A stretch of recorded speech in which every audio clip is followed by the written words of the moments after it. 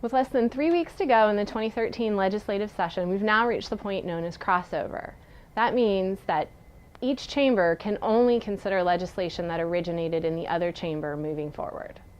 While most of the public and media attention has been focused on issues such as transportation funding, lifting the ban on uranium mining, K-12 education reform, the VSCPA has been focused on issues that fall much closer to home. As in past years, tax conformity has been one of the issues at the top of our agenda, and so far it's moving along, although not quite as quickly as we would have liked. Both chambers did introduce legislation to move the fixed date of conformity forward and keep in line with the federal fiscal cliff deal. We expect the House version of the bill to be on the governor's desk for signature any day now. We've also been championing a bill that was introduced at the request of the Virginia Board of Accountancy. This bill introduces a statute of limitations for filing complaints against CPAs. When the Board of Accountancy was housed under the Department of Professional and Occupational Regulation, there was a statute of limitations in place, as was the case for all boards regulated under DPOR. When the Board of Accountancy was separated from DPOR just over 10 years ago, that language didn't port over. So all this bill does is corrects that oversight.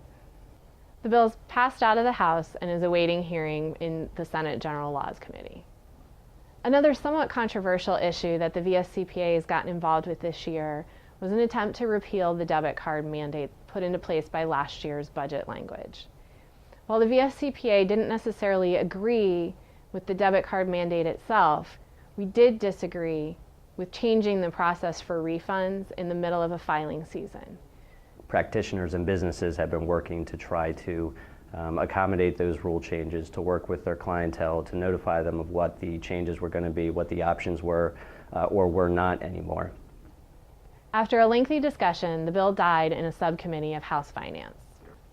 Earlier this year, the VSCPA joined several other pro-business groups and professional associations and joined the Virginia Alliance for Tort Reform to help promote tort reform legislation which would improve the business climate in Virginia. Now, this is the first time in a while that the society has taken a position on something that wasn't just for public accounting.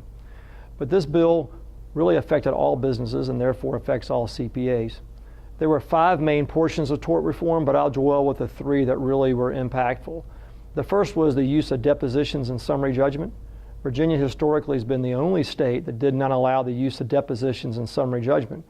And many cases went forward that should not have gone forward because of this limitation. Fortunately, that bill was passed with our support. The next thing we supported as it relates to tort reform has to do with venue and the ability to have some certainty as to where a particular case could be heard. Plaintiffs would frequently be able to shop around, as the word would go, for venues. The bill, as passed, essentially says wherever your primary place of business is, that's where the particular case should be heard. So it gives more certainty to a defendant as to where a case would be heard. The third has to do with the ability to non-suit a particular lawsuit. And essentially, Virginia's law up until now allowed a bill to be non-suited at any point. So you could go all the way to the doorstep of a case being heard, incur a lot of expenses, and then there was the ability of the plaintiff to non-suit the case. So by being able to better define as to how far you can go in a case before it becomes non-suited, it's a real advantage both for accountants but also more particularly for businesses in Virginia. One of the most important parts of the VSCPA's advocacy efforts is CPA Assembly Day, which this year took place on January 22nd.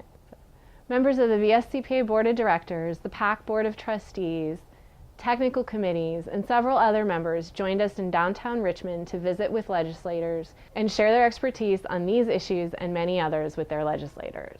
We'll continue to keep you apprised of these issues as session draws to a close at the end of February.